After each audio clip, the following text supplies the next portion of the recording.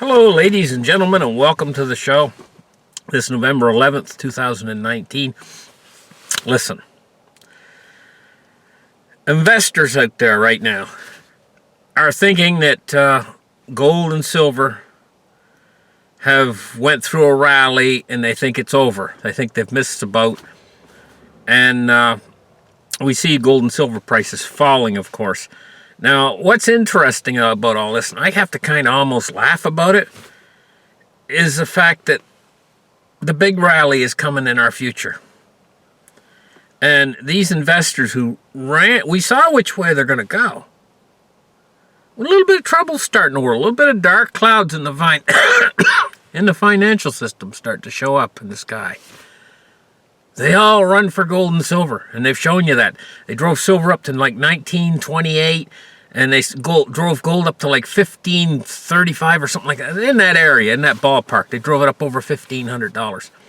Then now, all of a sudden, there's this little feeling out there amongst investors. The storm clouds have passed, the sun's now come out, and the world's wonderful again, and they're risk on. They're risk on. They've went back to risk on again because they've got word that there might be some sort of a little trade deal signed between the United States and Canada and China. Now the Chinese, they've relented on the Canadians now, and they're buying pork products again. But this doesn't surprise me because the Chinese have got a terrible problem with a disease that's going through their swine herds and through their pork population. It's some sort of a fever, and it kills their pigs, and so they need pork. They use it in a lot of their cooking dishes. If you ever went to a Chinese restaurant, you'll know that there's pork in an awful lot of the Chinese cooking dishes. It's just a fact of life, and so they're buying Canadian pork again. We're living in a tenuous times right now. Europe is going to be the center of this crisis. It's going to be impacted the hardest. Now, Germany, they're very tight with their purse strings now. They know Deutsche Bank's in problems. But they're kind of like the spot that I am with this car, I paid quite a little bit of money for this car. I drove it for best part of a year, I guess, or whatever. And now it's got problems in the computer system and stuff. And I don't feel like putting more money into this car, quite seriously, to try to trace down. I have to take it to a dealer now. And the guys charge like $100 an hour for crying out loud.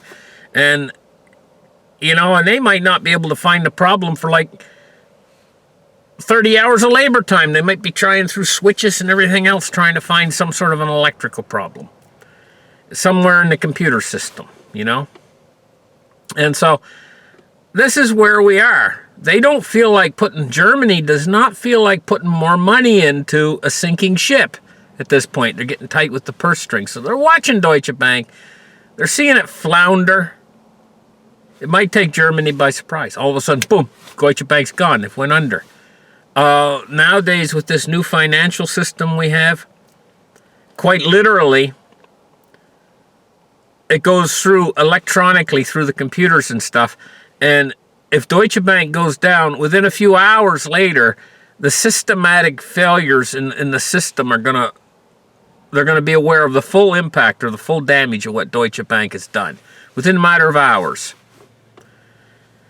I don't think it'll freeze up the system. I think it'll be about a $400 billion problem for Germany, and I think the German banking system can handle that. Because, in a liquidation, a $400 billion problem is going to represent itself as much less than the actual total of $400 billion. It's going to actually represent the actual money that in the end is left owing that they can't account for. Is going to be a lot less.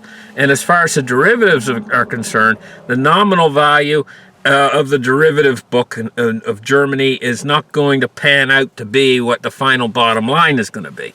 So the nominal value of all these derivatives is a mountain. It's like $46 trillion. But when the derivatives actually melt down, it's going to take a lot less to solve the problem. Probably in the order of maybe 60 billion or something like that. But the real problem with Deutsche Bank is these collateralized debt obligations and stuff, you know, that are connected to other countries that we can't see.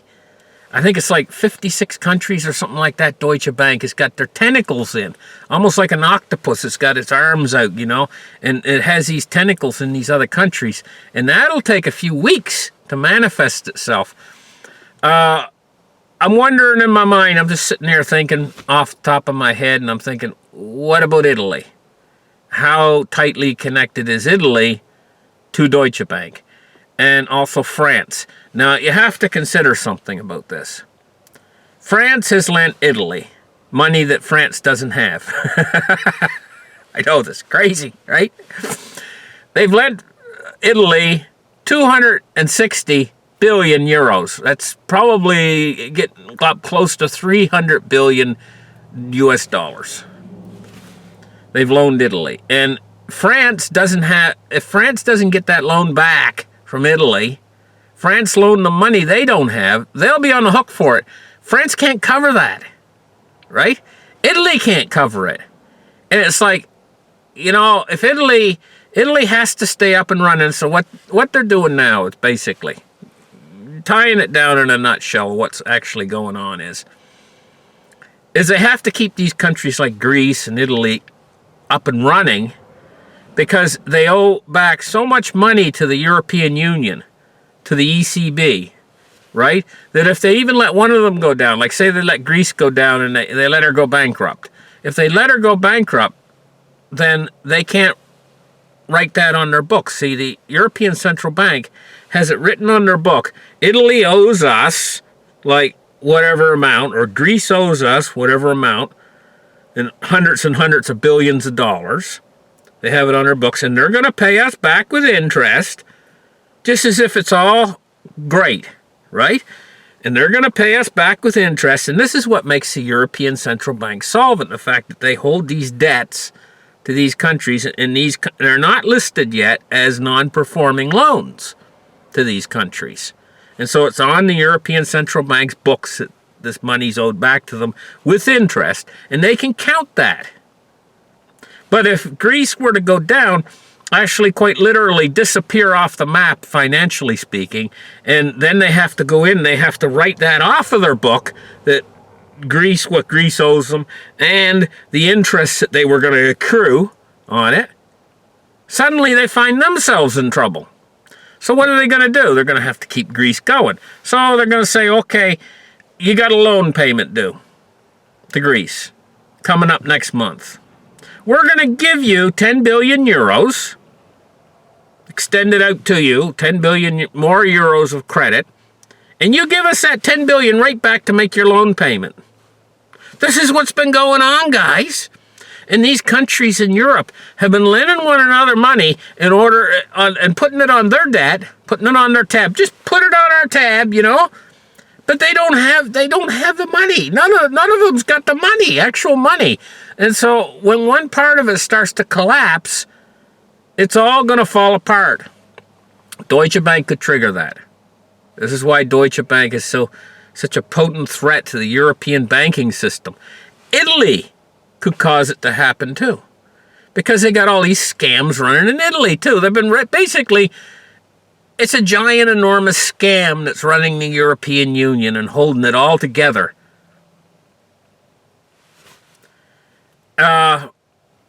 It's held together with cobwebs, you know. I mean, the whole thing could fall apart. It's going to fall apart. It's going to have to fall apart, because they're basically running all their countries on extending these loans and extending debt. And now Germany is starting to get to the point where they're like, we don't want to put any of our money into this anymore. They're getting tight. They're getting tight. They're just like I am with this car, you know. I'm like, I don't want to sink a whole bunch more money into this car. I'd rather, almost tell you the truth, I'd rather go out and buy a cheap car that works, rather than spend God knows how much more on this piece of garbage. I never really was satisfied with this car anyway. I'm going to tell you guys, GM, they need to do some things. I could never keep my trunk shut. Come out in the morning, my trunk's wide open. There's no place to put a key. There's no key knob. and it opens off the key or whatever. You know, you push a button off the key. These modern conveniences in our society are nothing more than a nuisance. Other things I don't like about this car, you know, even when I was driving it, it worked okay. There's a lot of things I don't like that they did. New modern engineering. It's just garbage. So, anyway, whatever. I don't know really what I'm going to do with this car. Maybe I'll just go ahead and clean it up as best I can and sell it as is, you know, to some mechanic that's willing to put the time in and try to trace down the shorts in the electrical system. I'm not very good at that. I'm not a mechanic as far as cars' electrical systems are concerned, and I don't think I actually have the tools or anything to try to even attempt to do that job, you know. It might be just something as simple as it needs a new module replaced or whatever, you know. But, you know, if you take it to the dealer, you're in on that whole deal where they're going to start tracing the problem, and it might take 15 hours, and they're charging you like $150 an hour or whatever. So they soak it right to you, and they hand you bills. You could go out and buy another car that actually works cheaper, and just write this car off and take whatever I can get for it out of some mechanic that's willing to come along and fix it himself, you know, and get it actually running, because it's got a good engine, it's got a good transmission. You know, it's just this electronic stuff, all these electronic gizmos that they put on the car to try to make our life easier. Now, I'm going to do a show for you guys this weekend coming.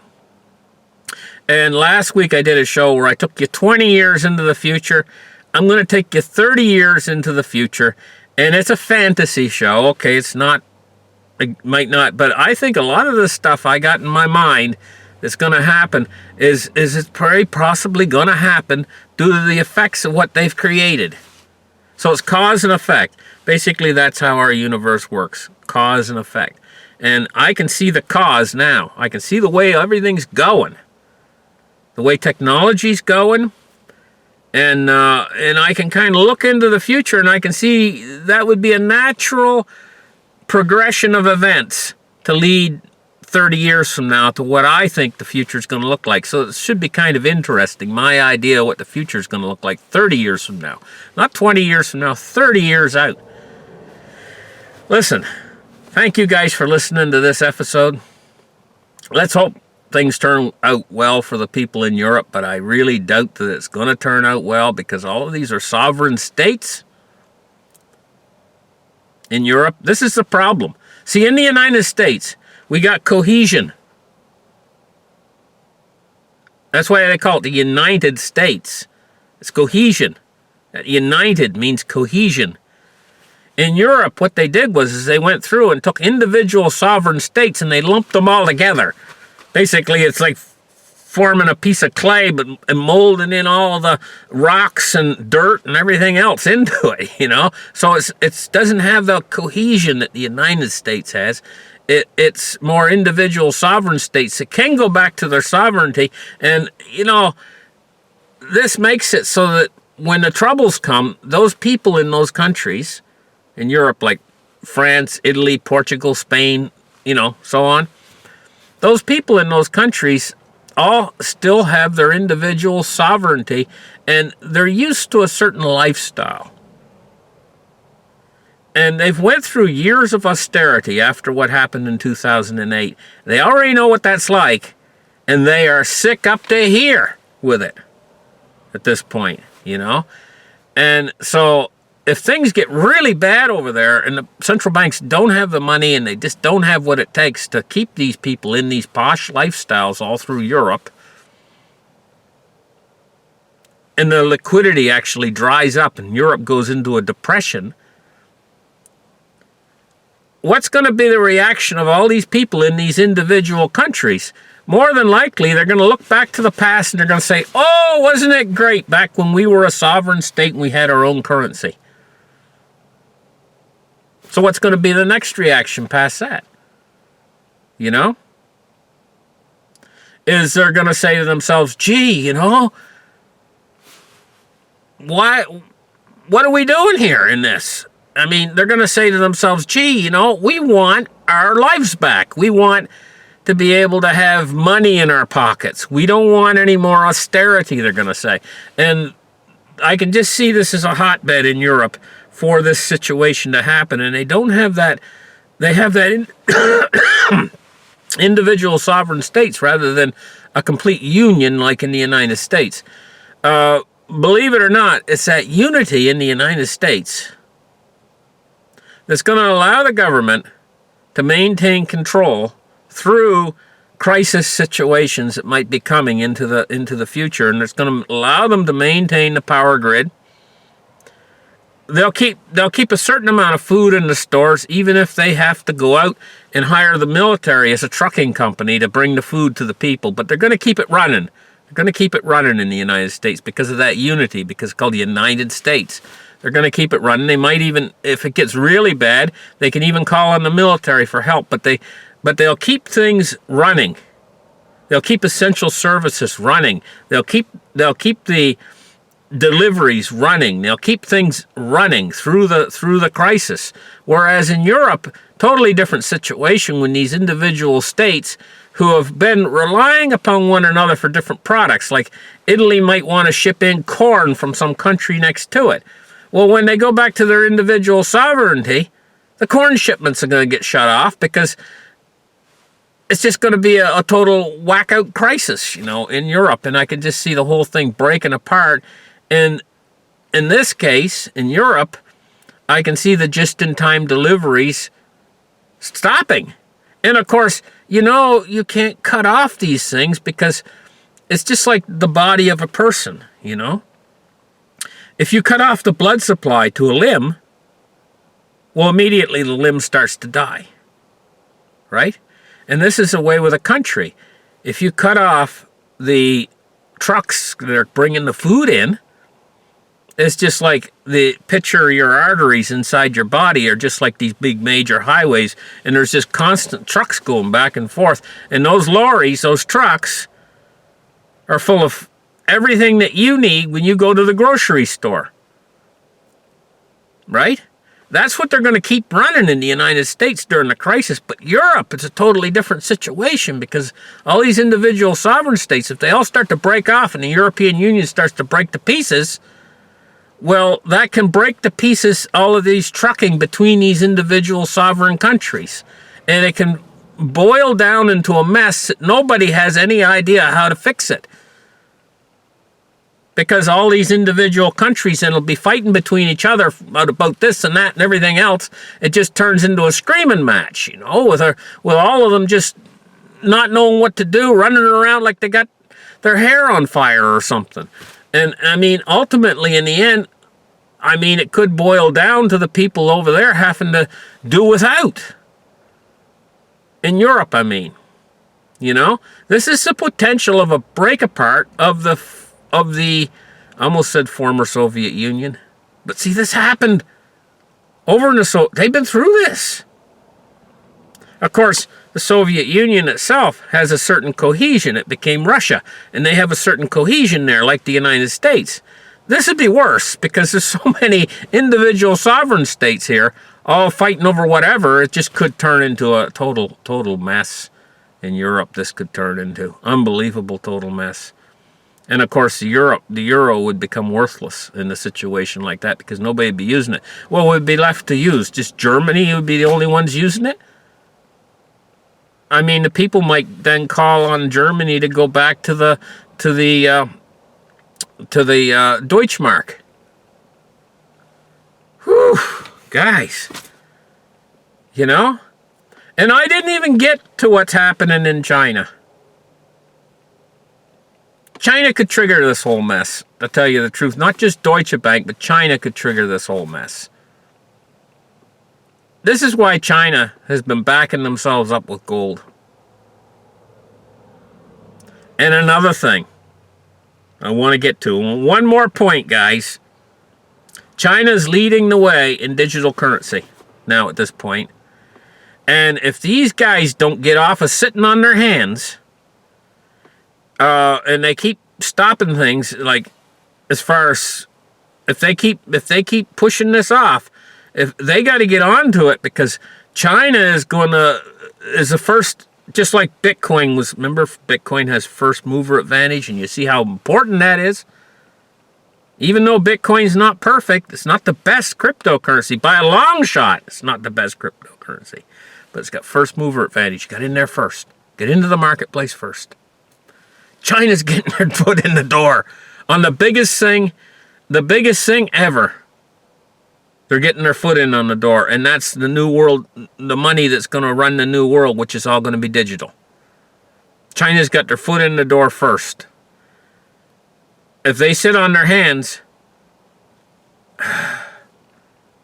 it's a desperate situation. Listen, thank you guys for listening. Give me a thumbs up. We'll catch you guys in the next show.